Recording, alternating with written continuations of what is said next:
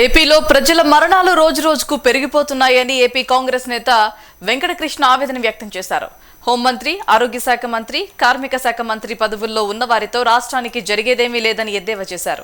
రాజమండ్రిలో కల్తీ పాలు తాగి 5 చనిపోయారని, మరో 10 మంది ఆసుపత్రిలో కిడ్నీ సమస్యతో బాధపడుతున్నారని చెప్పారు. కల్తీపాల సమస్య ఒక రాజమండ్రిలోనే కాదని రాష్ట్రమంతటా ఉందని తెలిపారు. రైతుల దగ్గర నుంచి వెళ్లిన పాలు ఎక్కడెక్కడికి వెళ్తున్నాయనే దానిపై కూడా దర్యాప్తు చేయాలని వెంకటకృష్ణ డిమాండ్ చేశారు. కల్తీ పాలు తాగి 5 చనిపోవడం, సుమారు 20 మంది హాస్పిటల్ పాలవ్వడం నిజంగా రాష్ట్రం మొత్తం ఆందోళన కలగజేస్తుంది. ఈ సమస్య అనేది ఒక్క రాజమండ్రిలోనే కాదు, రాష్ట్రం నలుమూలలా ఉంది. దీని గురించి ప్రత్యేకంగా ఒక సిట్ ఏర్పాటు చేయండి. ఈ ఉన్న ప్రభుత్వానికి మేము రిక్వెస్ట్ చేస్తున్నాం.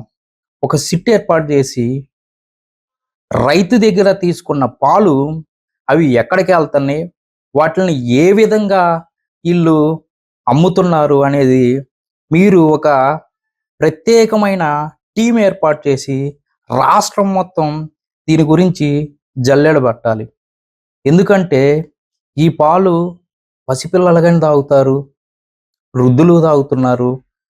ఇది ప్రాణాలతో చెలగాటమాడే విషయం.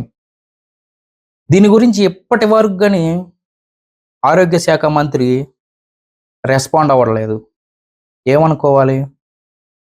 అలాగే ఈ ఈ రాష్ట్రంలో మరో పెద్ద సమస్య, రాష్ట్రంలో హోమ్ మినిస్టర్ మిస్ అయింది. ఆ శాఖే లేదు రాష్ట్రంలో. మరణాల సంఖ్య దేశంలోనే నెంబర్ 1 పొజిషన్కి ఆంధ్రప్రదేశ్ వెళ్ళిపోతుంది. రోజు రోజుకి మరణాలు పెరిగిపోతున్నాయి, హత్యలు, ఆత్మహత్యలు. దీని గురించి మీరు ఎవరైతే హోమ్ మినిస్టర్ అని చెప్పి ఒక మహిళను నియమించారో ఆమె అయితే